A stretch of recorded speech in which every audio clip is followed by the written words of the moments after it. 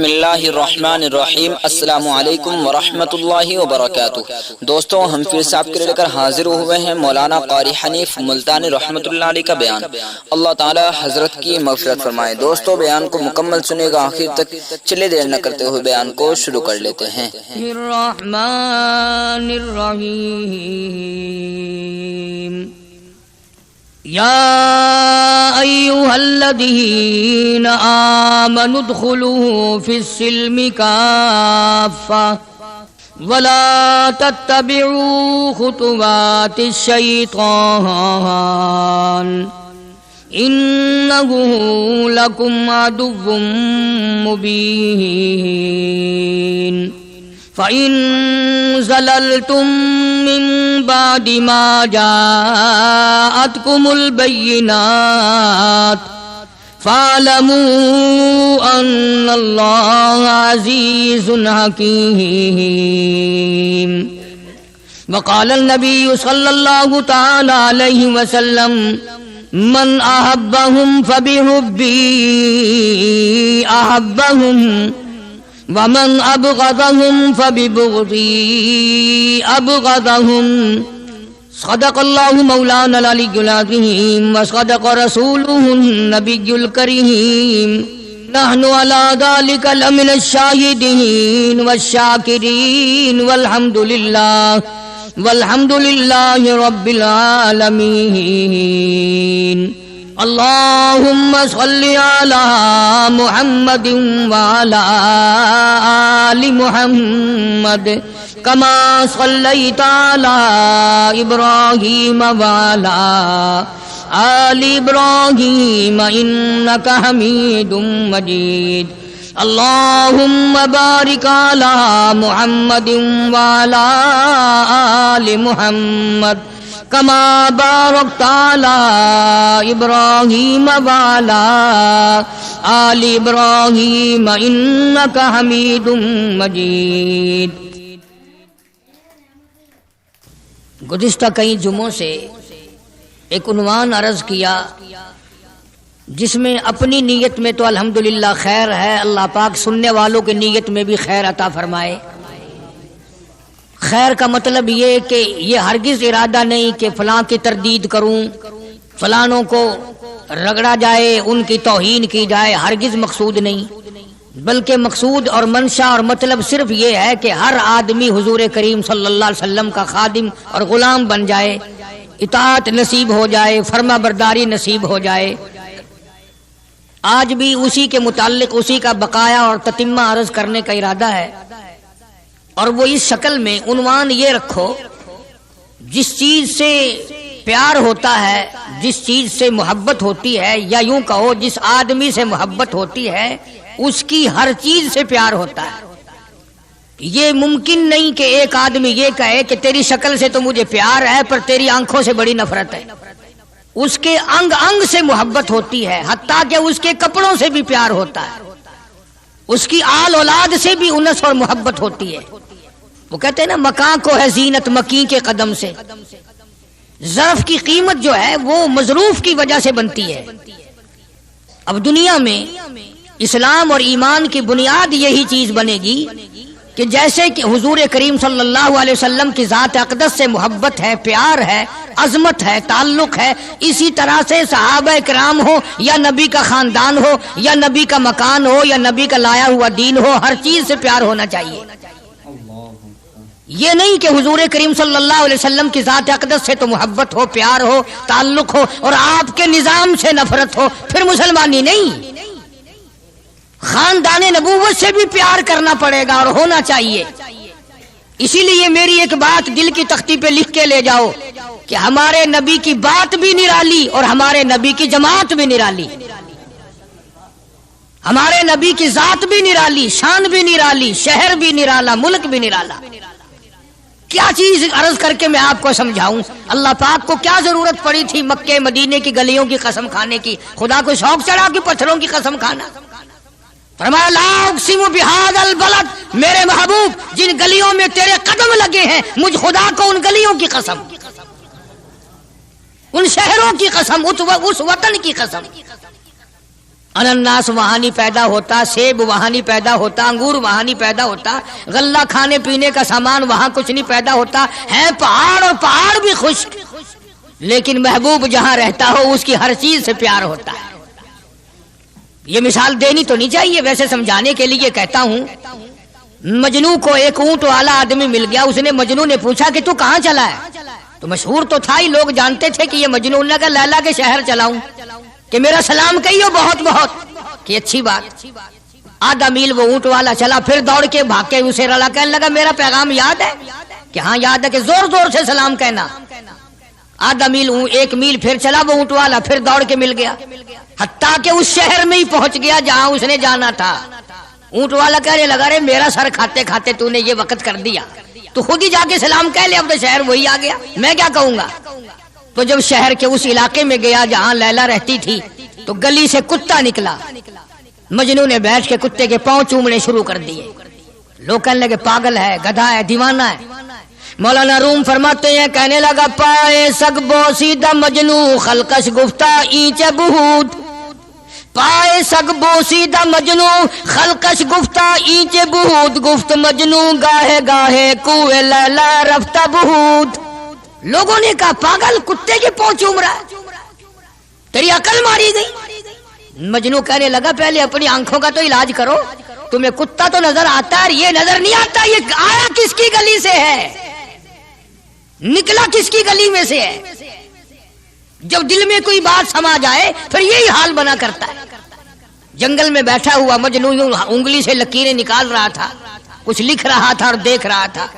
کسی نے پوچھ لیا کیا کر رہا ہے یہاں جنگل میں بیٹھا ہوا؟ کہنے لگا گفت نقشے نام لیلا می رقم، گفت نقشے نام لیلا می رقم، خاطر خود را تسلی میں دہم۔ کہنے لگا لیلا کا نام لکھ لکھ کر دیکھتا ہوں، تسلی دیتا ہوں اپنے دل کو۔ عرض کرنے کا مقصد یہ کہ جب دل میں کسی کی بات سما جائے پھر اس کی شکل سے، پھر اس کے پیر کی خاک سے، ہر چیز سے محبت ہو جاتی ہے۔ تو مسلمان جب کلمہ پڑھتا ہے لا الہ الا اللہ محمد الرسول اللہ صلی اللہ تعالی علیہ وسلم، تو اللہ پاک نے جس نبی کی محبت دلوں میں ڈالی ہے اس کی ہر چیز سے پھر پیار ہونا چاہیے۔ اب جو جماعت نبی کے ساتھ ساری زندگی رہی ہو، آخری وقت تک جس جماعت نے سرکار دو عالم صلی اللہ علیہ وسلم کا ساتھ دیا ہو، وہ جماعت کتنی ممتاز ہوگی، وہ کتنی شان والی جماعت ہوگی کہ معمولی لوگ تو نہیں ہے، اور ان کی بڑی خصوصیات ہیں۔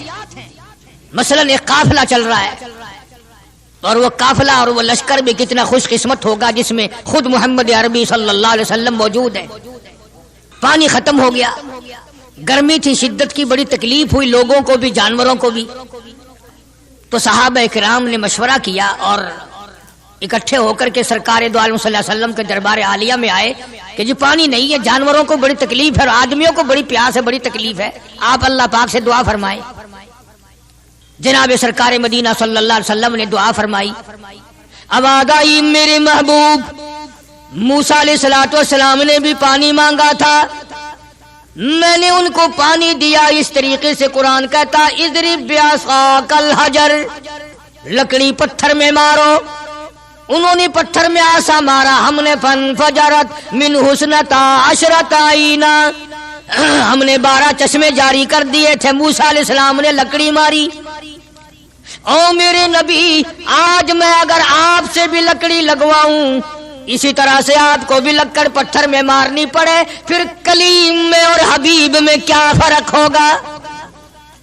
وہ کلیم اللہ ہے، آپ حبیب اللہ ہیں، آپ کو لکڑی مارنے کی ضرورت نہیں۔ یہ پیاری پیاری انگلیاں جو یتیم کے سر پہ پھرتی ہیں، یہ پیاری پیاری انگلیاں جو ہر صحابی کے ساتھ مسافہ ہونے میں ملتی ہیں، غریبوں کے لیے دعا کے لیے اٹھتی ہیں، میرے محبوب صلی اللہ علیہ وسلم یہی پیاری پیاری انگلیاں ایک پانی کے برتن میں آپ رکھ دیں، مجھے اپنی کبریائی کی قسم سارے قافلے کو ان انگلیوں سے نکلا ہوا پانی پلا دوں گا۔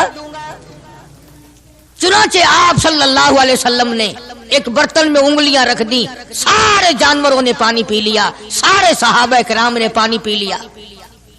اب میں نے عرض کر دیا ایک واقعہ اور آپ نے سن لیا۔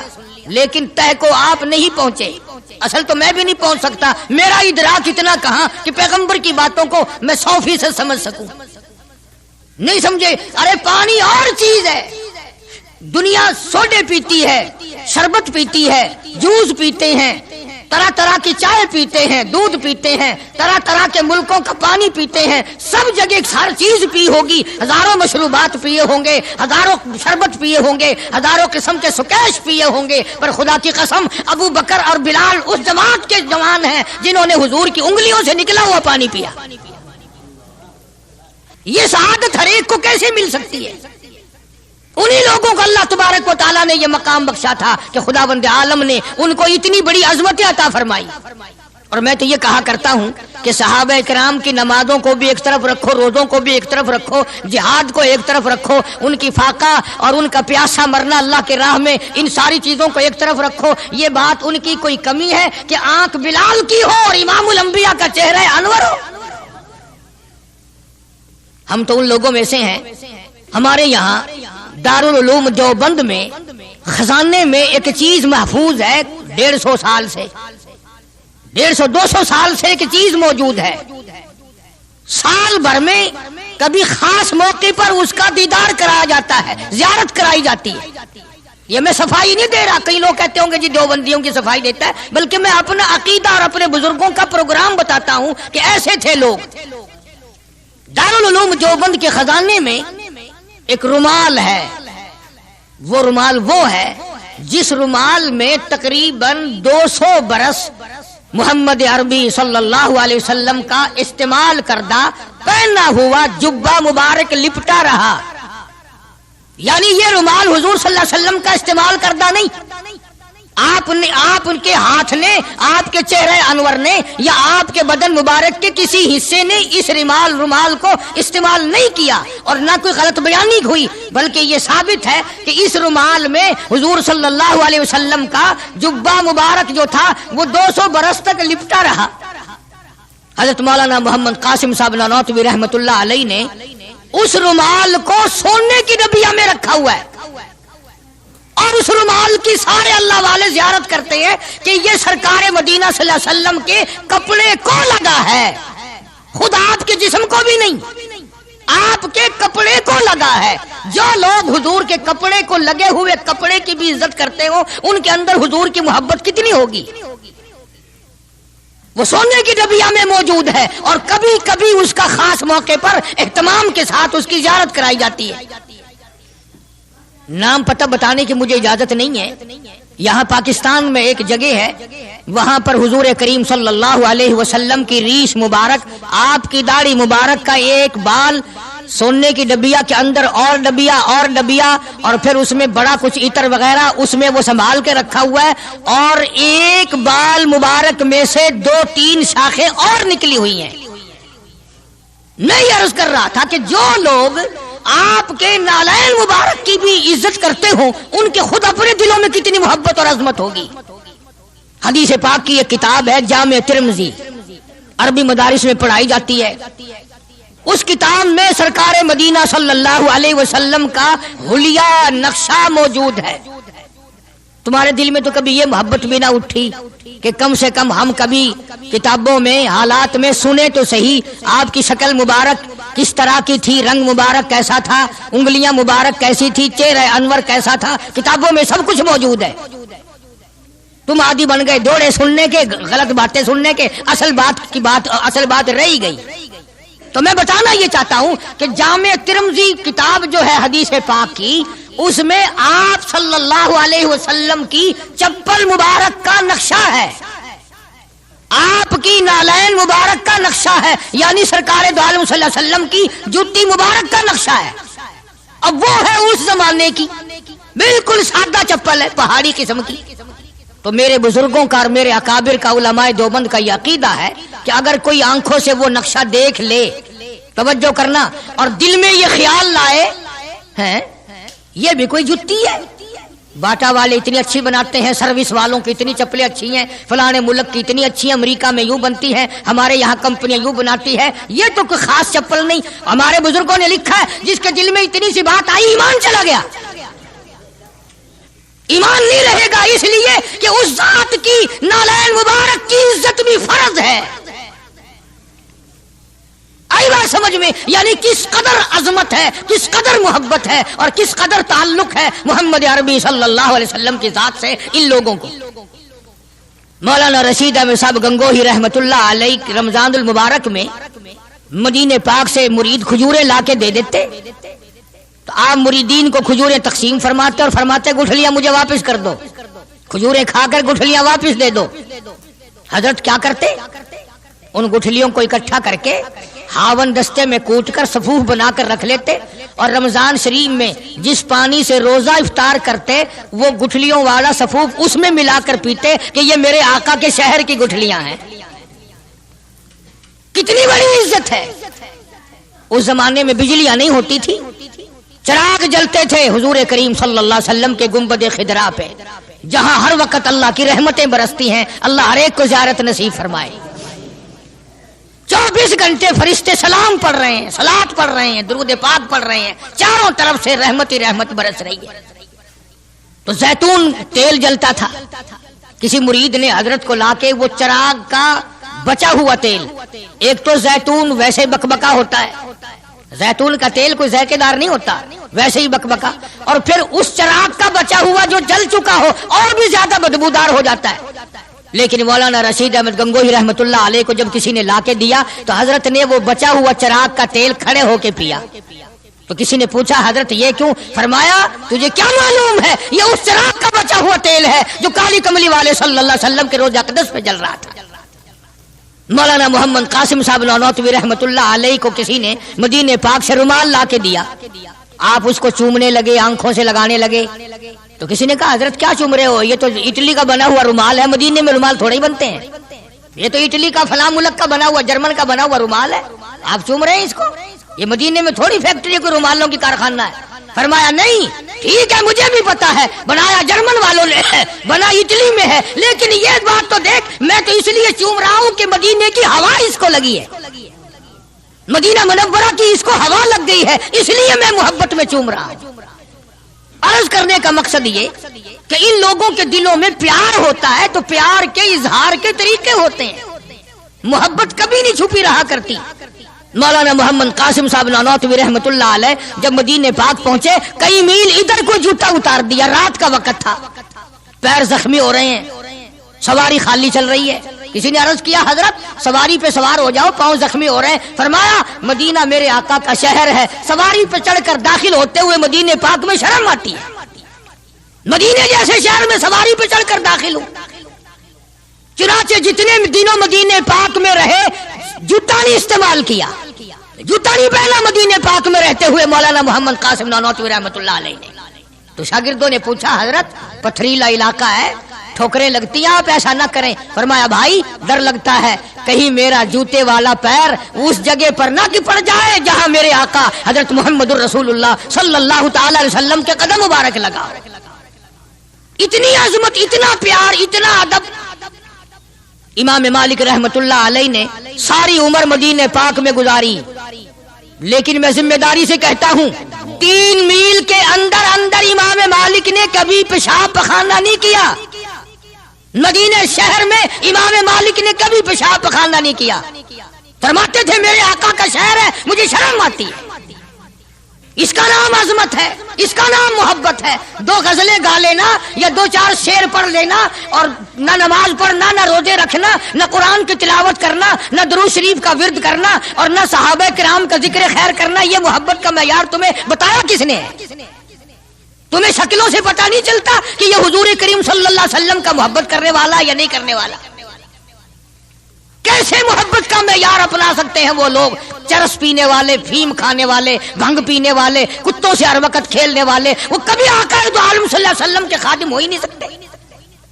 مولانا محمد قاسم صاحب نانوتوی رحمت اللہ علیہ صحابہ صفہ کے چبوترے تک جاتے ہیں، سلام کے لیے جاتے ہیں، لیکن صحابہ کرام صفہ رضی اللہ تعالیٰ عنہم اجمعین کے چبوترے کے قریب سے رو کر واپس آ جاتے ہیں۔ شاگردوں نے پوچھا حضرت آگے کیوں نہیں تشریف لے جاتے؟ فرمایا بھائی گھبراہٹ ہوتی ہے، شہنشاہ کا دربار ہے، شہنشاہ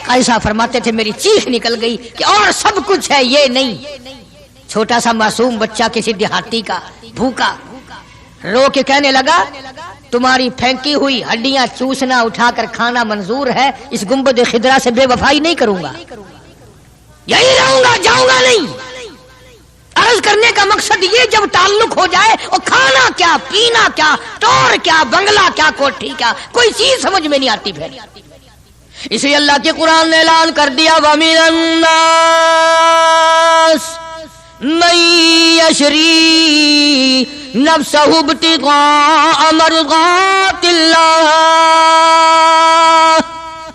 اللہ پاک خود اعلان کرتا ہے بعض لوگ وہ ہیں جنہوں نے میرے ساتھ کاروبار کیا, جنہوں نے معاملہ کیا, جنہوں نے میرے ساتھ دھندا کیا, لین دین کیا. من یشری نفسہ ابتغاء مرضات اللہ.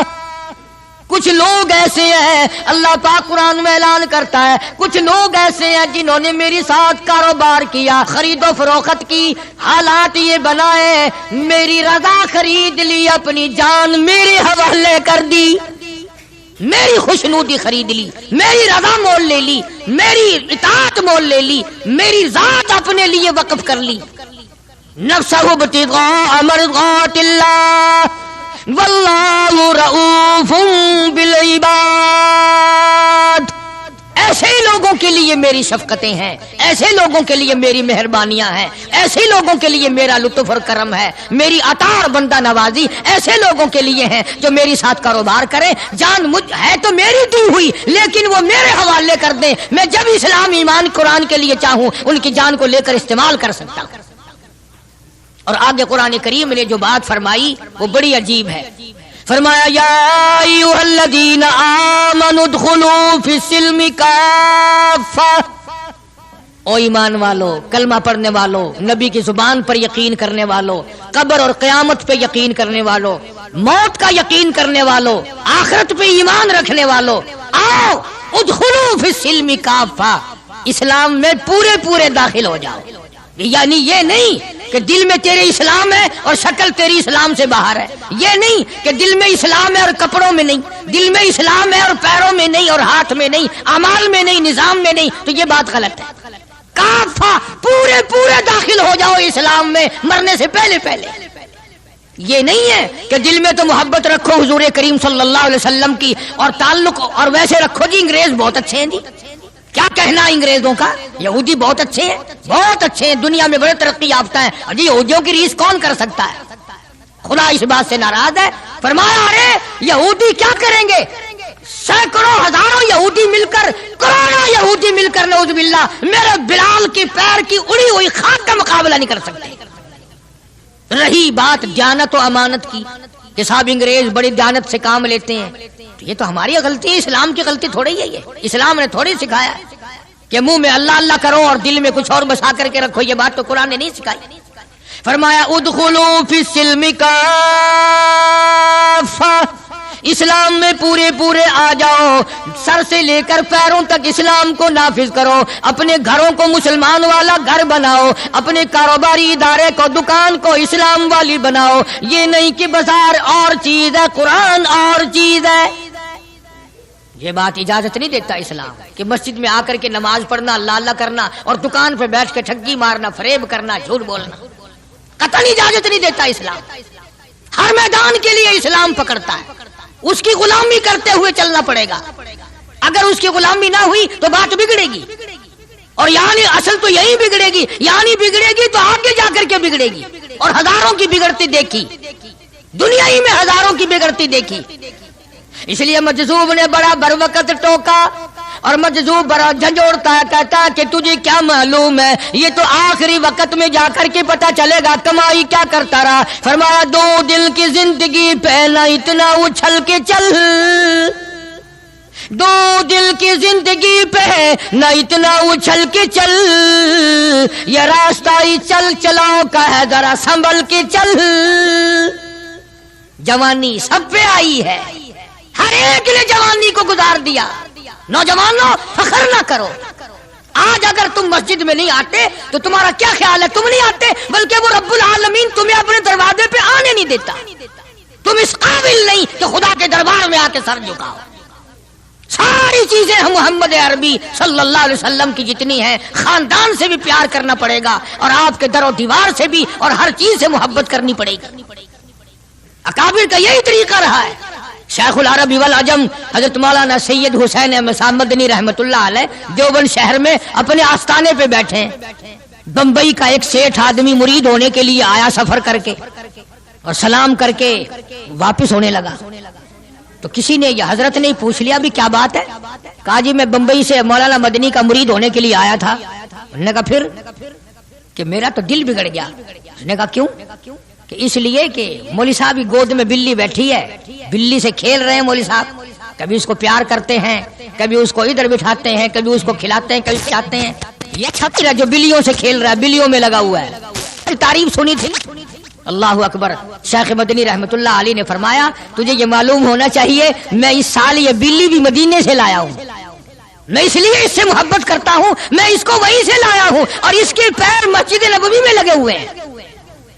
تو ہر آدمی ان چیزوں کے اندر غور نہیں کر سکتا، نہ سمجھ سکتا ہے.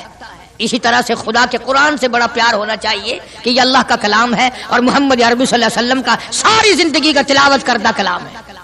میں بات کر رہا تھا صحابہ کرام کی کہ اللہ پاک نے ان کو اتنی عظمتیں عطا فرمائی کہ یہ نبی کے ساتھ ہو کر کے بھوکے رہے، پیاسے رہے، تنگ دستیاں اٹھائیں، فاقہ مستی گزاری، پریشانیاں جھیلی، لیکن ایک دن بھی اپنے نبی کو شکوے کا موقع نہیں دیا.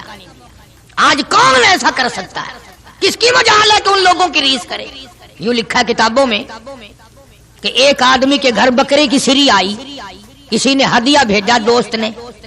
انہوں نے کہا بھائی ہم نے تو شام بھی روٹی کھائی پکائی تھی، اس برابر والے گھر میں کل سے دھواں نہیں نکلا، ان کے یہاں پہنچا دو. انہوں نے ان کے یہاں پہنچا دی برابر والے گھر میں. برابر والے کہتے ہیں ہم نے تو کل صبح کھائی تھی، ہم تو کل صبح کے کھائے ہوئے ہی ہیں، 2 وقت کا فاقہ گزرا، اس برابر والے گھر میں پرسوں سے دھواں نہیں نکلا. وہ بکرے کی سری اس گھر میں پہنچا دی، حتیٰ کہ یہ بکری کی سری چلتی چلتی 7 گھروں میں پھر گئی اور ہیں سارے ضرورت مند، حاجت مند سارے ہیں، لیکن نبی کریم صلی اللہ علیہ وسلم کے فرمان پہ عمل کرنے والے اتنے زیادہ ہیں کہ اپنے پیٹ کو اپنے تن کو پیچھے کرتے ہیں اور برابر والے کے آگے کرتے ہیں. وہ سری بکری کی گھومتی گھومتی پھر اس پہلے گھر میں ہی آ گئی. ارے اس سے بڑھ کر ان لوگوں کی مثال کون قائم کرے گا کہ جنگ میں ایک صحابی زخمی ہے اور بڑا زیادہ زخم کھائے ہوئے پڑا ہے اور کسی کے ہاتھ اطلاع بھیجی کہ میرے بھائی کو کہنا اگر میری زندگی تک آ سکے جلدی مجھے 2 گھونٹ پانی کا پلا جائے، بڑی سخت پیاس لگی ہے. اطلاع ملنے پر وہ پانی لے کے دوڑا اور یہ پیاسا ہے، آخری وقت ہے، پانی کے لیے پانی پیالے میں ڈالا.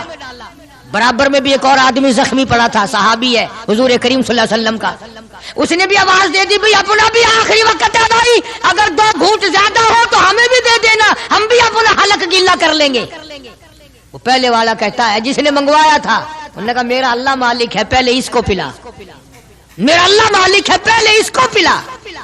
جب اس کے پاس گیا تو تیسرے نے آواز دے دی بھئی 2-4 قطرے بقایا ہو تو ہمیں بھی دے دینا بھائی.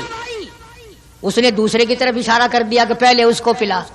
تیسرے کی طرف گیا تو چوتھے نے آواز دے دی اور جب چوتھے تک پہنچا وہ اللہ کے یہاں جا چکا تھا. خدا کی قسم یہ واقعات بنائے کسی نے نہیں. ارے محبت تو اس کو کہتے ہیں. چاروں کے چاروں حوض کوثر پہ تو پہنچ گئے مگر پانی کسی نے نہ پیا. کون ان لوگوں کی ریس کرے گا؟ کر ہی نہیں سکتا. نگاہ نبوت نے ان کو خدا جانے کہاں پہنچا دیا تھا. آج میرے تیرے دل میں یہ کس طرح سے برتری آئے دوسرے کی. ہمارے ہاتھ لگ جائے ایک مرتبہ کچھ پھر دیکھو تماشا. جب تک نہ ہاتھ لگے تم بھی حاجی ہو میں بھی غازی ہوں اس وقت تک سارے مسئلے بھی کرتے ہیں اور ہاتھ لگ جائے پھر دیکھو کتنی گڑبڑ کرتے ہیں. اس لیے میں عرض کر رہا تھا کہ یہ لوگ سارے جہان میں نرالے ہیں.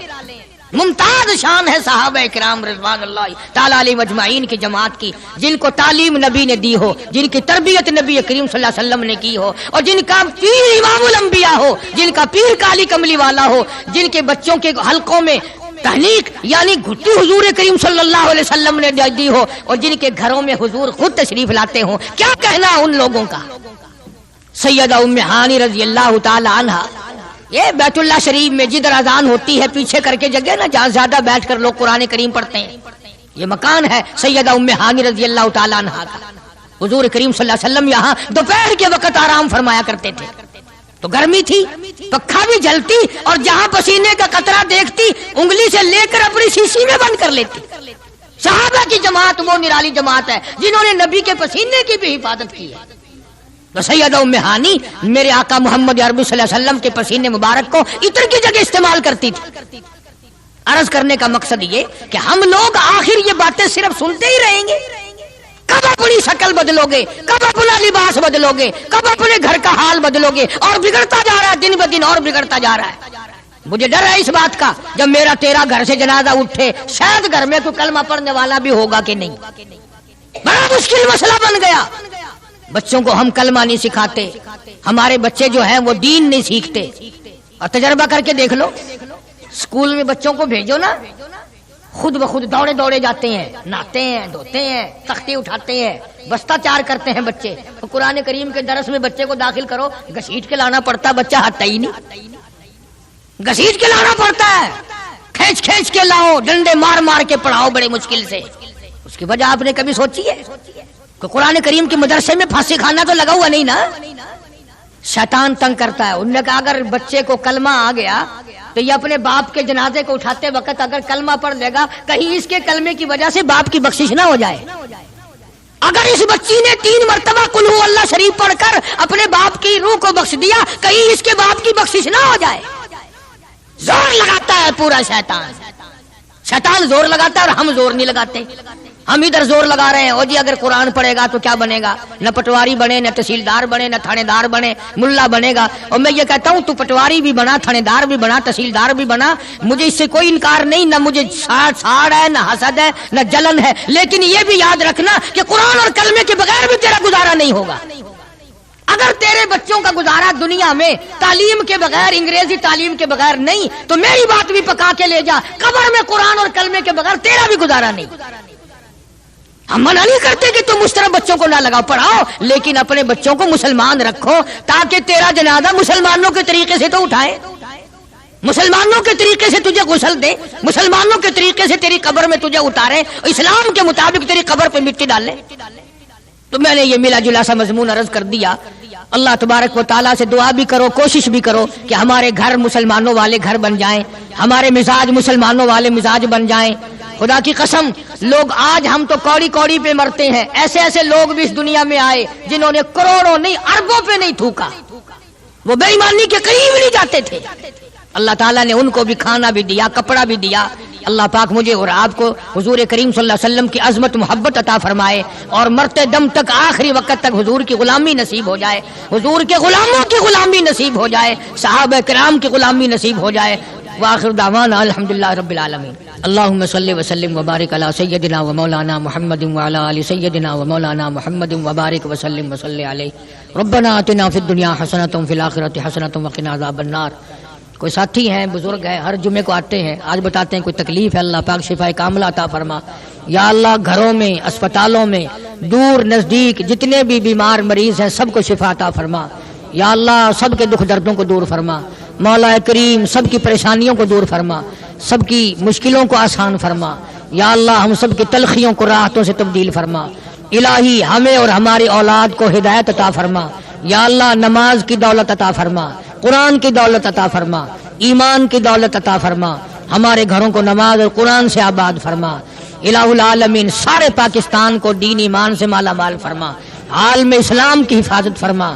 یا اللہ سب کے روزی رزق میں، کاروبار میں، فصل میں برکت عطا فرما۔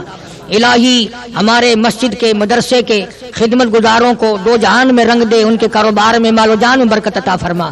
یا الہ العالمین ہم سب کو کلمے اور ایمان والی موت عطا فرما۔ جتنے جو آدمی پریشان حال ہیں سب کی پریشانیوں کو دور فرما۔ حافظ عبید اللہ کراچی کے دوست ہیں، ان کے والد بھی اور والدہ کو بھی تکلیف ہے، یا اللہ شفا کاملہ عطا فرما، تمام پریشانیوں کو دور فرما۔ مولانا اسحاق صاحب شمع کیسٹ والے کراچی ہیں، پوری دنیا میں انہوں نے تبلیغی سلسلہ قائم کر دیا، اللہ پاک ان کے بھی کاروبار میں برکت عطا فرمائے اور ہم سب کو ہدایت عطا فرما، نبی کریم صلی اللہ علیہ وسلم کی عظمت محبت عطا فرما، اہل بیت کا، صحابہ کرام کا، نبی کے خاندان کا غلام بنا۔ سب کو حج بیت اللہ نصیب فرما، سب کو گنبد خضرا صلی اللہ علیہ وسلم کی زیارت نصیب فرما۔ یا اللہ بدعات اور شرک سے ہم سب کو نفرت عطا فرما، الہی بدعات کو مٹا دے، شرک کا بیڑا غرق کر دے، توحید کا پرچم لہرا دے، محمد عربی صلی اللہ علیہ وسلم کی ایک ایک سنت کو زندہ فرما، ہمیں سنتوں کا قدردان بنا دے۔ ربنا لا تزغ قلوبنا بعد إذ هديتنا وهب لنا من لدنك رحمة إنك أنت الوهاب۔ یا اللہ جتنے بھی مرد عورت دنیا سے قبروں میں چلے گئے سب کی بخشش فرما، یا اللہ سب کو جنت الفردوس میں جگہ عطا فرما۔ ہمارے دوست، ملنے والے، ساتھی، خدمت گزار جتنے بھی قبروں میں چلے گئے مولا سب کو جنت الفردوس میں جگہ عطا فرما۔ ہمارے والدین کی مغفرت فرما، آباء و اجداد کی مغفرت فرما، دوستوں اور خدمت گزاروں کی بخشش فرما۔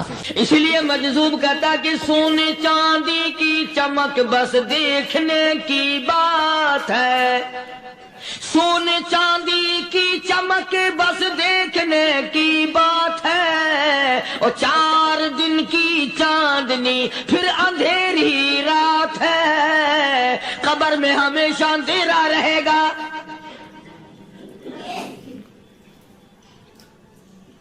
صحابہ اکرام نے وہ صدمہ دیکھا، وہ پریشانی دیکھی، کائنات میں کسی نے نہیں دیکھی۔ کسی نے بیوی کے مرنے کا صدمہ اٹھایا ہوگا، کسی نے جوان بیٹے کی موت کا صدمہ دیکھا ہوگا، کسی نے امی کے مرنے کا صدمہ دیکھا ہوگا، کسی نے ابا کے مرنے کا صدمہ دیکھا ہوگا۔ خدا کی قسم بلال سے جا کے پوچھو جب کالی کملی والے کا تجھے دیدار نہ ملا تیرا کیا حال بنا۔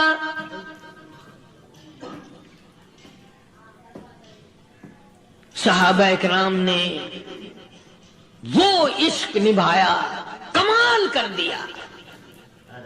بڑے سے بڑی مصیبت آئی، اسلام کا سودا نہیں، ایمان کا سودا نہیں، دنیا کی طرف آئے ہی نہیں۔ کون ان حضرات کا مقابلہ کرے گا؟ کئی لوگ کہہ دیتے ہیں جی صحابہ انسان تھے، ان سے بھی غلطی ہو، میں ٹھیک ہے، میں کہتا ہوں تھے تو انسان، پر یہ دیکھو شاگرد کس کے ہیں۔ صحابہ ہیں تو انسان، پر یہ اندازہ لگاؤ مرید کس کے ہیں۔ صحابہ ہیں تو انسان، پر یہ سوچو کہ یہ مقتدی کس کے ہیں۔ صحابہ ہیں تو انسان، پر یہ دیکھو صحابہ اگر سپاہی ہے تو کالی کملی والا کمانڈر ان چیف ہے۔ براہ راست محمد عربی صلی اللہ علیہ وسلم کے صحابہ شاگرد ہیں، صحابہ حضور کے مرید ہیں، صحابہ حضور کے مقتدی ہیں، صحابہ حضور کی فوج کے سپاہی ہیں۔ ایک ایک نے کمال کر دیا۔ جناب ابو بکر صدیق رضی اللہ تعالیٰ عنہ فرماتے ہیں میں اچانک محلے میں جا نکلا۔ ابو بکر کہتا میری یہ عادت تھی، شروع پہ جو اسلام آیا مکے میں، چودھری مارتے ہیں، رئیس مارتے ہیں، سردار مارتے ہیں، کمزوروں کو مارتے ہیں۔ جو کلمہ پڑھتا تھا پہاڑ ٹوٹ جاتے تھے۔ پیر پکڑ کر مکی کی گلیوں میں گھسیٹا جاتا تھا، چمڑا ادھر جاتا تھا۔ آج یہ بات کہنا بڑا آسان ہے، تبلیغی ساتھی سفر کرتے ہیں، تکلیف اٹھاتے ہیں، اگر جی جاؤ کافروں کو کلمہ سکھا کے آؤ، اور کلمہ تو تیرے پلے نہیں تو کافروں کو تو پھر پہنچائیں گے نا۔ 80 سال کی عمر ہے، کلمہ صحیح نہیں آتا، قبر بالکل سر پہ ہے، موت سر پہ ہے، قبر سامنے ہے، پھر بھی کلمہ نہیں آتا۔ اور میں تو کئی مرتبہ کہا کرتا ہوں کہ یہ بھی فکر کیا کرو کہ اس نبی کی ذات پر تم درود پاک پڑھتے ہو صلی اللہ علیہ وسلم، جس کی ذات پہ خود خدا درود بھیجتا ہے، فرشتے بھیجتے ہیں۔ ہزاروں بار مجھ کو عنبر سے منہ دھو کر کے اگر درود پڑھو تو ڈرنا چاہیے بے ادبی نہ ہو جائے، تو غلط ہو درود پڑھتا ہے نبی کی ذات پہ۔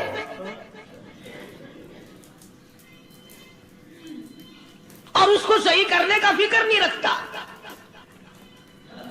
चुनाचे अबू बकर सिद्दीक रजी अल्लाह ताला अन्हु चक्कर लगाते लगाते एक मोहल्ले में जा निकले। वहां जाके देखा एक नौजवान है, गरीब सहाबी, नादार सहाबी, मुफलिस सहाबी, काफिर का गुलाम है, काली कमली वाले सल्लल्लाहु अलैहि वसल्लम का कलमा पढ़ता है। काफिरों ने पकड़कर गरम गरम रेत पे ऊंधा करके लिटाया हुआ है और कई काफिर उस सहाबी की कमर पे चढ़कर लताड़ रहे हैं, उसकी कमर पे चढ़े हुए हैं। जनाब अबू बकर सिद्दीक रज़ी अल्लाह ताला अन्हु फरमाते हैं मैंने दूर से देखा, मैं समझ गया कोई गरीब आदमी है। जब मैं करीब गया, फरमाते हैं मेरी आंख ने देखा अबू फकीहा सहाबी, मैंने पहचान लिया। कई आदमियों के लताड़ने की वजह से, कई आदमियों की कमर पे चढ़ जाने की वजह से अबू बकर कहता है इतनी लंबी अबू फकीहा की जुबान बाहर निकल आई, मुंह से जुबान बाहर लटकी हुई है, मार रहे हैं काफिर। जनाब अबू बकर सिद्दीक रज़ी अल्लाह ताला अन्हु ने फरमा दिया ना मारो, अल्लाह का बंदा है। वो कहने लगे बंदा तो अल्लाह का होगा, गुलाम हमारा और कलमा उस नबी का पढ़ता है, हमारा गुलाम होकर कलमा पढ़ता है, क्यों? जब तक जान से न मर जाएगा हम छोड़ेंगे नहीं, हम इसे खत्म करके दम लेंगे। उस नबी का कलमा पढ़ता है, हमारे सामने पढ़ता है। जनाब अबू बकर सिद्दीक रज़ी अल्लाह ताला अन्हु ने मना कर दिया। मना करने में और ज्यादा मचर गए और ज्यादा खरमस्ती करने लगे। अबू बकर फरमाते हैं मैं बिल्कुल करीब खड़ा था, जालिमों ने अबू फकीहा की पसलियों पे, कमर पे छलांगे लगानी शुरू कर दी। जनाब सिद्दीक अकबर रज़ी अल्लाह ताला अन्हु फरमाते हैं मैं बिल्कुल करीब खड़ा था, जब उन्होंने छलांगे लगाई सहाबी बेनवा और मुफलिस गरीब सहाबी की कमर पे, अचानक मेरे कानों में कड़ाक कड़ाक करके पसलियां टूटने की आवाज आने लगी।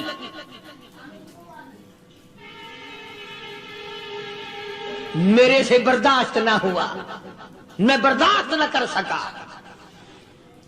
जनाब अबू बकर रज़ी अल्लाह ताला अन्हु फरमाते हैं मैंने कहा जालिमो सौदा कर लो, मैं खरीद लूंगा।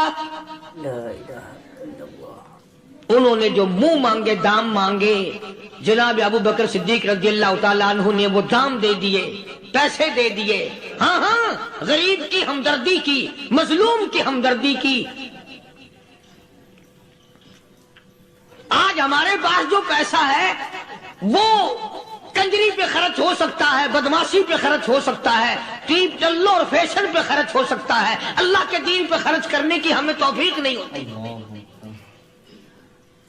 सारे साल की कमाई का हिसाब लगाएं कि हमने कितना अपने बीवी बच्चों पे खर्च किया, कितना अल्लाह और उसके रसूल और अल्लाह के कुरान पे खर्च किया। 100-2% भी नहीं बनता। जनाब अबू बकर रज़ी अल्लाह ताला अन्हु ने अबू फकीहा रज़ी अल्लाह ताला अन्हु को खरीद लिया, काफिरों के नीचे से निकाल लिया, कपड़े झाड़े, जख्मों पे मरहम पट्टी की। अबू बकर दौड़े दौड़े पानी का प्याला ले आए और फरमाने लगे अबू फकीहा तुझे बड़ी मार पड़ी है, बड़ी तकलीफ पहुंची है, मैंने तेरी जुबान बाहर लटकी हुई देखी, निकली हुई देखी, खुश्की आ गई होगी, जुबान पे कांटे जम गए होंगे, थोड़ा सा पानी पी ले।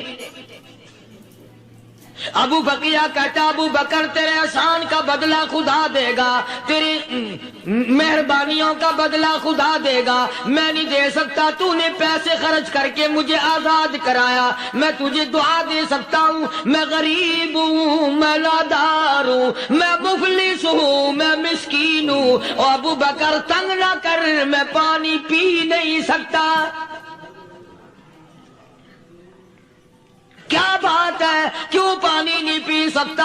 कहने लगा अबू बकर तुझे क्या मालूम है, जिनकी वजह से मेरी पसलियां तोड़ दी गई, जिनकी वजह से मुझे मारा गया, जिनकी वजह से मुझे लताड़ा गया, जिनकी वजह से मेरी पसलियां तोड़ी गई, जिनकी वजह से मेरा ये हाल किया गया, जब तक मैं आका का दीदार ना कर लूं मैं पानी की बूंद पी नहीं सकता।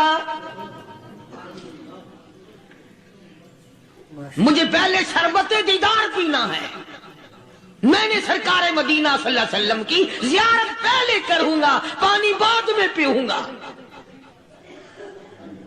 او ابو بقیہ تجھے تو بڑی سخت مار پڑی ہے، تجھے تو بڑی تکلیف پہنچائی گئی ہے، میں تجھے حضور کے دربار میں لے کے چلوں گا، تو پانی تو پی لے۔ کہتا کوئی مجنوں بتاتا ہے، کوئی کہتا ہے دیوانہ، کوئی مجنوں بتاتا ہے، کوئی کہتا ہے دیوانہ، یہ تو مرض عشق احمد کا ہوا بیمار میں بھی ہوں۔ اور ابو بکر تجھے کیا معلوم ہے، مجھے عشق لگا ہوا ہے، مجھے سوز و گداز لگی ہوئی ہے، میں اپنے دل میں کسی کو بسائے بیٹھا ہوں، جب تک اس آقا کا دیدار نہ کر لوں مجھے چین نہیں آئے گا۔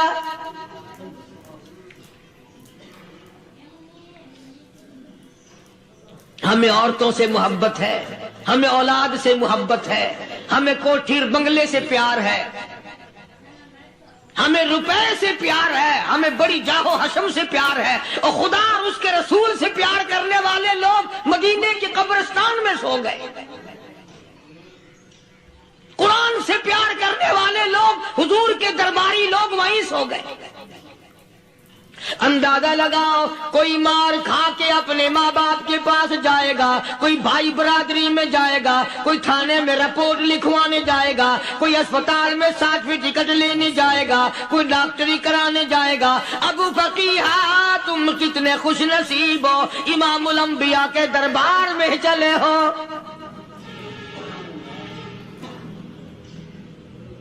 حضور اکرم سب کہہ دو صلی اللہ علیہ وسلم کے دربار میں ابو فقیہ کو لایا جا رہا ہے۔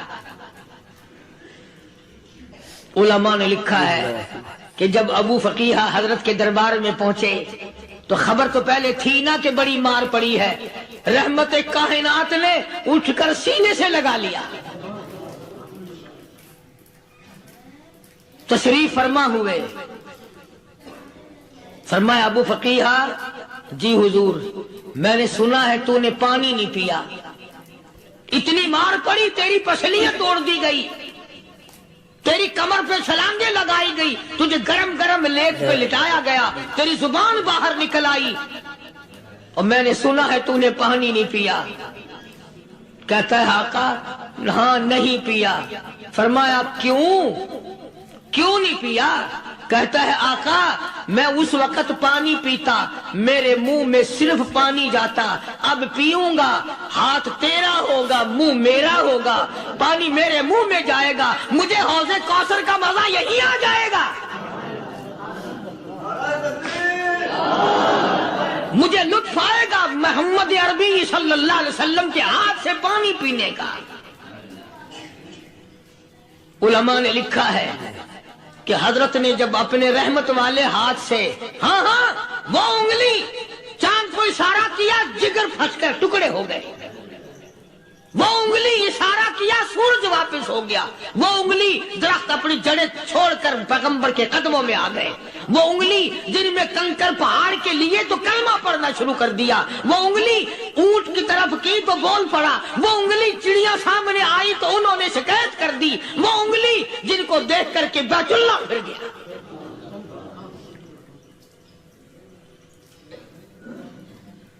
مدنی کریم صلی اللہ علیہ وسلم نے یوں پانی کا پیالہ اٹھایا، ابو فقیہ نے پیالہ پکڑنے کے لیے یوں آگے کو ہاتھ کیا، فرمایا اب وہی بات ہوگی، ہاتھ میرا ہوگا منہ تیرا ہوگا، میں اپنے ہاتھ سے پلاؤں گا۔ ابو فقیہ کو پانی پلا دیا، اور پانی پلانے کے بعد پوچھا اب تیرا کیا حال ہے، اب حال کیا ہے؟ کہتا ہے آقا تیرے چہرے پہ فدا شمس و قمر، تیرے چہرے پہ فدا شمس و قمر، تیری زلفوں پہ تصدق شام و سحر، تیرے چہرے پہ فدا شمس شمس و قمر تیری زلفوں پہ تصدق شام و سحر رخسار پہ ٹھہرے کس کی نظر تیری بانکے ادا کا کیا کہنا او کالی کملی والے تیری زیارت ہوئی سارے دکھ بھول گیا میرے سارے غم ٹل گئے میرے سارے دکھ دور ہو گئے میری ساری پریشانی دور ہو گئی اور میں تو اب مزے میں ہوں جناب ابو بکر صدیق رضی اللہ تعالیٰ عنہ نے مال خرچ کیا صحابہ کرام کی جانیں بچائیں قیامت کا دن ہوگا ساری کائنات کی پیشی ہوگی اللہ پاک پوچھے گا تو دنیا میں کیا کرتا تھا کوئی کہے گا میں کھیتی باڑی کرتا تھا کوئی کہے گا میں دفتر میں نوکر تھا کوئی کہے گا میری دکان تھی کوئی کہے گا میں یہ کمائی کرتا تھا کوئی کہے گا میں یہ کمائی کرتا تھا آئے گی باری ابو بکر کی اللہ پاک پوچھے گا دنیا سے کیا لایا ابو بقیہ حضرت بلال حضرت نادیہ حضرت زنیرہ اور کتنے صحابہ کرام کی جماعت کو پکڑ کر اللہ کے عدالت میں کھڑا کر کے ابو بکر کہے گا الہی صدیق کی کمائی تیرے سامنے موجود ہے مبارک ہیں یہ لوگ کہ ان حضرات نے محض اللہ اور اس کے رسول کریم صلی اللہ علیہ وسلم کو راضی کرنے کے لیے اپنا سب کچھ قربان کر دیا اور خود رسول کریم صلی اللہ علیہ وسلم نے ان کو ایسی تعلیم دی ایسے اخلاق دیے کہ حد ہو گئی دربار رسالت ہے ایک کافر مسافر آتا ہے بھی کافر ہے بھی مسافر ہے بھی معمر بوڑھا آدمی ہے کبھی کبھی سوچتا ہوں کہ اس زمانے کے تو کافروں میں بھی کوئی خوبی ہوا کرتی تھی منافقت تو نہیں تھی نا منافقت نہیں تھی چال بازی نہیں کرتے تھے ہیرا پھیری نہیں کرتے تھے سبحان وہ بوڑھا مسافر کافر سرکار دو عالم صلی اللہ علیہ وسلم کے دربار میں آیا آ کے کہنے لگا نبی اللہ میں بوڑھا ہوں مسافر ہوں بھی تیرا اور تیرے خدا کا منکر پر میں سوال کرتا ہوں کوئی سواری دو میرا گھر بڑا دور ہے میں اس پر سوار ہو کر اپنے گھر پہنچ جاؤں حالانکہ مسلمانوں کے پاس سواریاں کہاں تھی خود تنگی میں تھے وطن چھوڑ کے آئے قربانیاں دے کے آئے پتے چباتے ہوئے آئے پانی پورا رج کے پینے کے لیے پانی نہیں ملتا اور حضور کریم صلی اللہ علیہ وسلم کو پتا تھا کہ یہ سوال کرنے والا ہمارے عقیدے کا نہیں رحمت کائنات کا دریائے کرم جو اس میں آیا صحابہ کرام کی طرف خطاب کر کے فرمایا کون ہے جو آج میں محمد الرسول اللہ صلی اللہ علیہ وسلم کو سواری دے کون ہے جو آج مجھے سواری دے میں جنت میں اعلیٰ درجے کی سواری کا وعدہ کرتا ہوں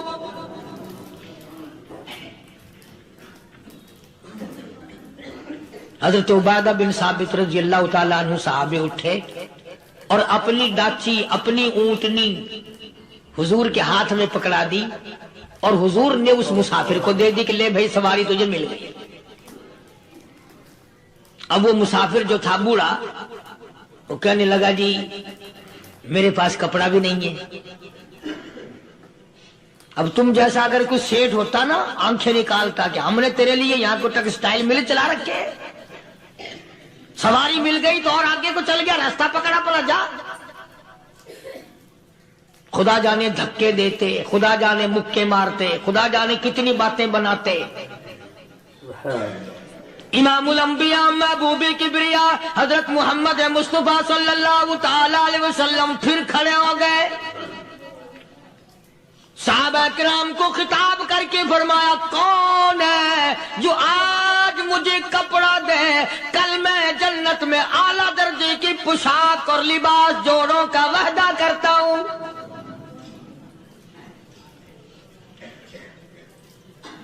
ایک صحابی نے اپنا کپڑا اتار کر حضور کے ہاتھ میں دے دیا صلی اللہ علیہ وسلم یعنی ان کو کتنا یقین ہے حضور کی زبان پہ سودا جنت کا ہو رہا ہے، زبان ہے کالی کملی والے کی، سودا ہو رہا ہے جنت کا۔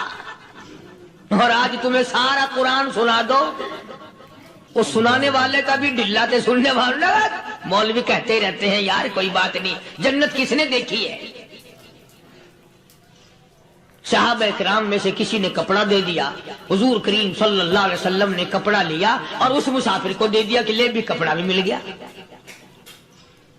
ہے بھی کافر، اپنے عقیدے کا نہیں، اپنے قبیلے کا نہیں، اپنے خاندان کا نہیں۔ اب وہ کہنے لگا کہ نبی اللہ مجھے بھوک بھی لگی ہے، میں نے روٹی بھی کھانی ہے۔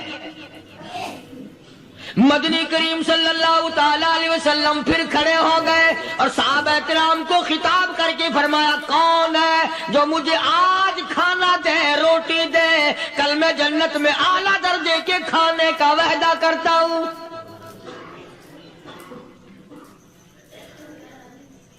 اس سوال کا جواب پورے مجمع میں سے نہ ملا۔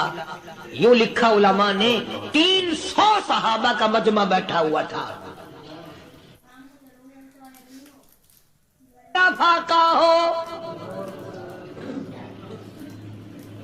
300 صحابہ کا بھی فاقہ، کالی کملی والے کا بھی فاقہ،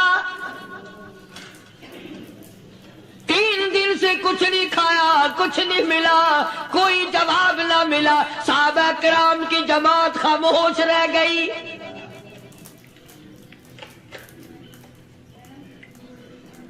سلمان فارسی رضی اللہ تعالیٰ عنہ اٹھے اور اس مسافر کا ہاتھ پکڑا اور کہنے لگا میں تجھے ایسے دروازے پہ لے کے چلوں گا جہاں سے کچھ نہ کچھ کھانے کے لیے مل جائے گا۔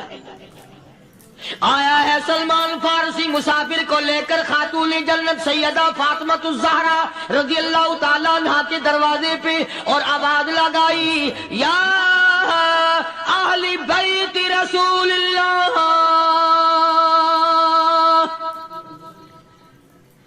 انطعموا فی سبیل اللہ۔ او نبی کی لخت جگر، نبی کی نوری نظر اور نبی کے جگر کے ٹکڑے اور کالی کملی والے کی بیٹی اے فاطمہ، ایک آدمی بھوکا ہے، کھانا کھلانا ہے، اس کے لیے کھانا بھیجو۔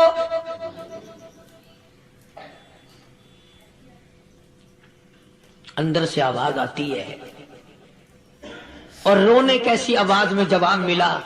سیدنا حسن سیدنا حسین رضی اللہ تعالیٰ عنہما، ان کی شکلیں دیکھو، 4 دن کے فاقے نے بچوں کی شکل بگاڑ دی۔ پیغمبر کے نواسوں کا فاقہ، پیغمبر کا نواسا، پیغمبر کی بیٹی کا فاقہ، تمام مسلمان فاقے سے ہیں، کوئی گلہ نہیں کرتا، کوئی شکایت نہیں کرتا، کوئی اعتراض نہیں کرتا۔ اسی حالت میں اگر جنگ بھی ہو جائے تو صحابہ پھر بھی پیچھے رہنے کو تیار ہیں۔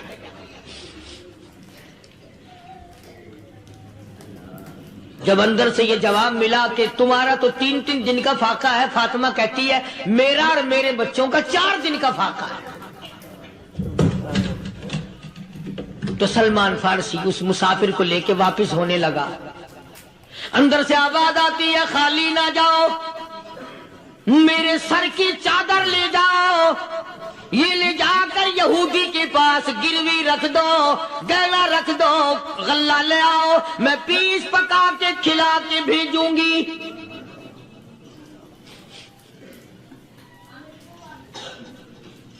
کہاں آج ایسے سخی عورت ہیں، کہاں ایسے سخی مرد ہیں؟ مسافر کو کون کھلائے، دین پر خرچ کون کرے؟ کسی طالب علموں کو، آپ میں سے اکثریت ایسے لوگوں کی ہے جنہوں نے ساری عمر میں، سارے سال میں کبھی ایک قرآن پڑھنے والے طالب علم کو روٹی نہیں کھلائی، اور پھر یہ کبھی نہیں سوچا کہ میں آخر کما رہا ہوں تو کیا کر رہا ہوں۔ بس شیطان یوں کہہ دیتا ہے یہ تو بڑے بڑے امیروں کا کام ہے، تو غریب آدمی ہے، تیرے بس کا یہ کہاں کام ہے؟ یہ تو بڑے بڑے امیروں کا کام ہے طالب علموں کو، مسافروں کو کھانا کھلانا۔ کل قیامت میں اگر اللہ نے یہ فرما دیا کہ جنت تو میں نے امیروں کے لیے بنائی ہے، تو مزدور ہے، بھاگ یہاں سے، پھر کیا بنے گا؟ مولانا مظفر حسین صاحب کاندھلی سب کہہ دو رحمت اللہ علیہ، بہت بڑے بزرگ گزرے ہیں، ہمارے اکابر میں سے ہیں۔ کاندھلا ایک قصبہ ہے جس نے بڑے بڑے ولی پیدا کیے ہیں۔ مولانا مظفر حسین صاحب کاندھلی، مولانا الہی بخش صاحب کاندھلی، مولانا محمد زکریا صاحب شیخ الحدیث رحمت اللہ علیہ کاندھلے کے، مولانا محمد الیاس صاحب دیلوی رحمت اللہ علیہ امیر تبلیغی جماعت کے ایجاد کرنے والے، شروع فرمانے والے، یہ بھی کاندھلے کے ہیں۔ تو یہ سارے بزرگ اس قصبہ کاندھلے کے ہیں۔